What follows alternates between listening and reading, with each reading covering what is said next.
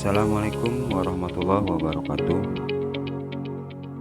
Kembali lagi bersama saya Acep Aliadi, calon guru penggerak angkatan 9 Kabupaten Majalengka. Video kali ini menampilkan demonstrasi kontekstual budaya positif modul 1.4.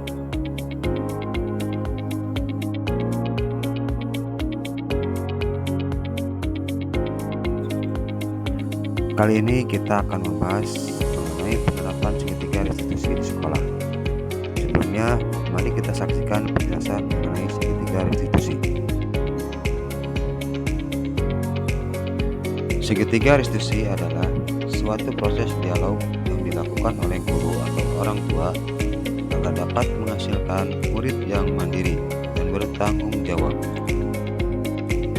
Segitiga restitusi adalah proses menciptakan kondisi bagi peserta didik untuk memperbaiki kesalahan mereka, sehingga mereka bisa kembali pada kelompok mereka dengan karakter yang lebih kuat. Berikut ini merupakan langkah-langkah penerapan segitiga restitusi. Yang pertama, menstabilkan identitas. Yaitu kegiatan ini bertujuan untuk mengubah identitas anak dari orang yang gagal karena melakukan kesalahan menjadi orang yang sukses.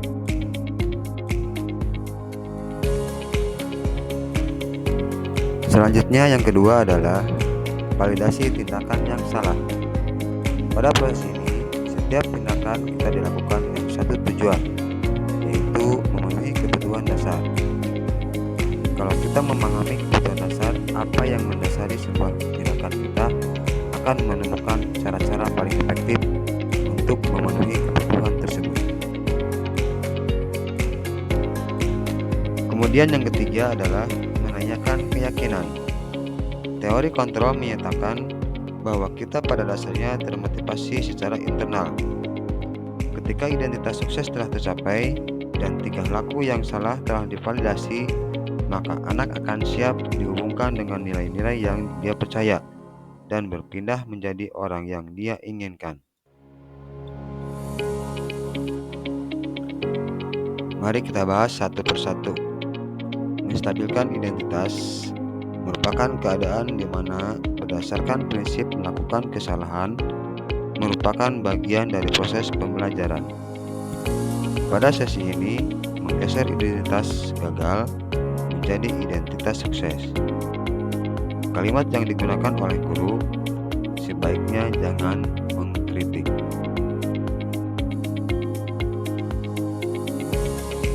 Validasi tindakan yang salah. Pada sesi ini, setiap perilaku merupakan upaya memenuhi kebutuhan. Bergeser dari pemikiran stimulus respon menjadi proaktif. Mengenali dan mengetahui kebutuhan murid juga harus dilakukan oleh seorang guru. Yang paling penting adalah pertanyaan atau pernyataan tidak memojokkan murid.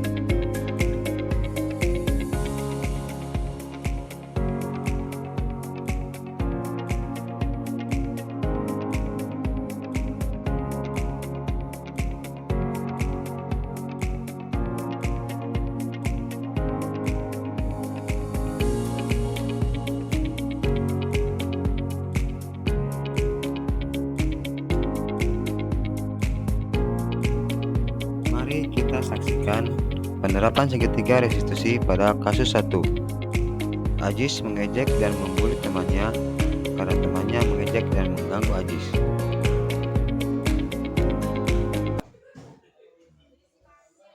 Kenapa Bapak memanggil Ajis di sini? Membuli teman. Kenapa membuli teman?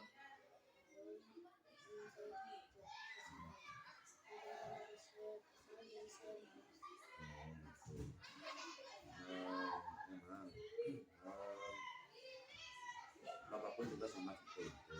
Kalau ada teman yang mengejek atau membuli, ya pasti Bapak juga akan membalas. Tapi kita harus bisa menahan diri, ya, agar tidak berkelanjutan.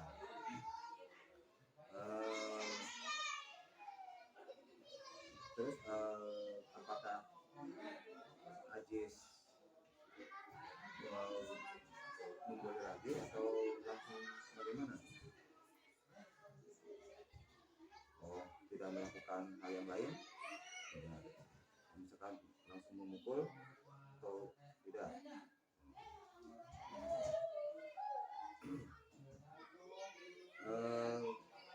Kamu mungkin ketika diejek bisa saja bertindak lebih gegabah, misalkan bisa langsung memukul atau melakukan hal yang lain. Nah, barangkali mungkin Ajis ini melakukan hal tersebut ada alasan tertentu, ya kan? Ya, alasannya karena kita diejek. Terus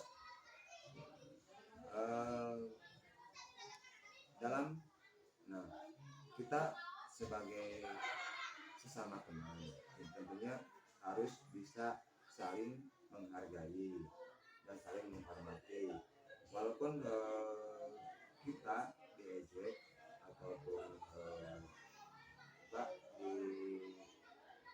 dijahatin oleh teman kita, kita harus bisa menahan diri agar apa? Jadi, misalkan kita dengan menahan sabar dari ejekan teman, itu akan melatih kita untuk lebih aktif lagi atau untuk menahan sabar. Terus selanjutnya, apakah mengejek teman itu salah atau benar? Salah. Tentu dengan tahu bahwa mengejek teman itu salah, kita harus mengetahui dari kesepakatan atau keyakinan kelas yang sudah disepakati, yaitu tidak boleh mengejek teman.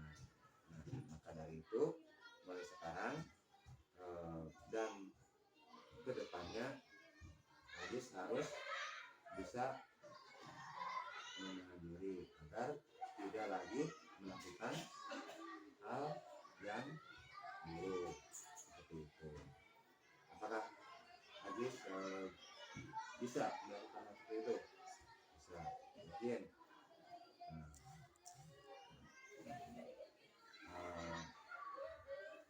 Terima kasih Ajis atas jadi untuk kedepannya Ajis usahakan jangan sampai melakukan hal yang sama lagi. Nanti kalau terulang lagi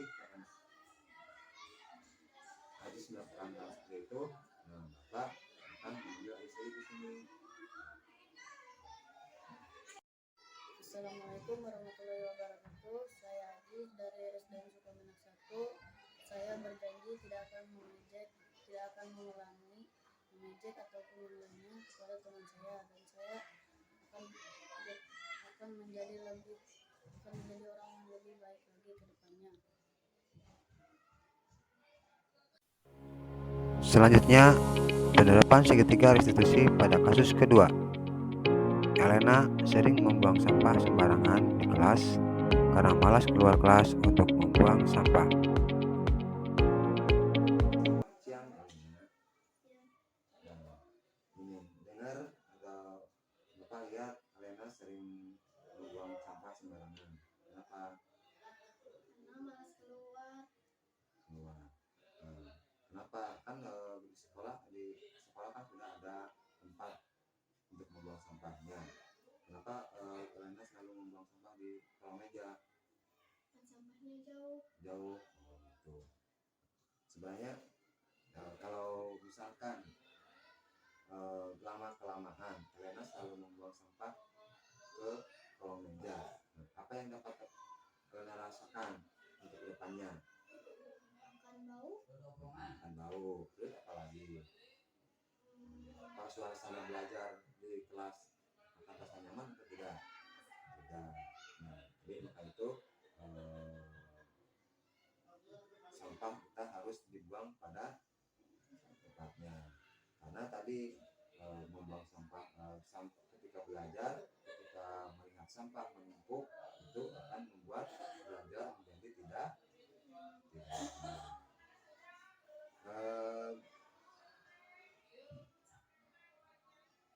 memang kesalahan melakukan kesalahan itu sangat wajar, karena Bapak juga sering pernah melakukan kesalahan. Jadi untuk kedepannya kita harus bisa memperbaiki masalah ini, yaitu membuang sampah pada tempatnya. Kemudian dengan membuang sampah pada tempatnya, untuk kedepannya Elena bagaimana? Apakah akan melakukan membuang sampah pada tempatnya atau tetap seperti biasa membuang sampah di kolong meja? Membuang sampah pada tempatnya. Seperti yang telah dilakukan kesepakatan kelas ya, bahwa kita memiliki peraturan, yaitu membuang sampah pada tempatnya.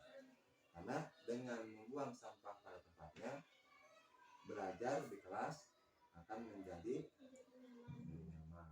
Terus apalagi kesehatan juga akan terjaga. Lingkungan kelas juga akan terlihat bersih. Nah, jadi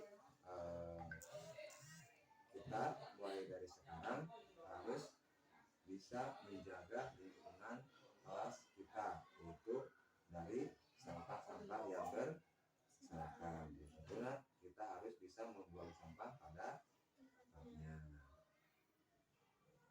Nah, sekarang mungkin itu saja yang bisa Bapak tanyakan untuk hari ini. Jadi sekarang adalah sudah bisa lihat. Assalamualaikum warahmatullahi wabarakatuh. Nama saya Alena, kelas 6 dari SDN Sukamana 1. Setelah saya berbincang dengan Pak Guru, saya akan melakukan hal yang lebih baik lagi, seperti membuang sampah pada tempatnya. Terima kasih. Dalam mewujudkan budaya positif, kita sebagai guru hendaknya berperan sebagai manajer dalam mengontrol setiap permasalahan yang ada di sekolah. Murid dapat belajar dari kesalahan dan dapat menemukan solusi dari masalah yang dihadapinya. Bimbing murid untuk dapat mengatur dirinya menjadi pribadi yang mandiri, merdeka, dan bertanggung jawab atas segala perilakunya, yang pada akhirnya dapat menciptakan lingkungan yang positif, aman, dan nyaman. Terima kasih telah menyaksikan video ini. Salam guru penggerak, bergerak, bergerak, dan menggerakkan. Assalamualaikum warahmatullahi wabarakatuh.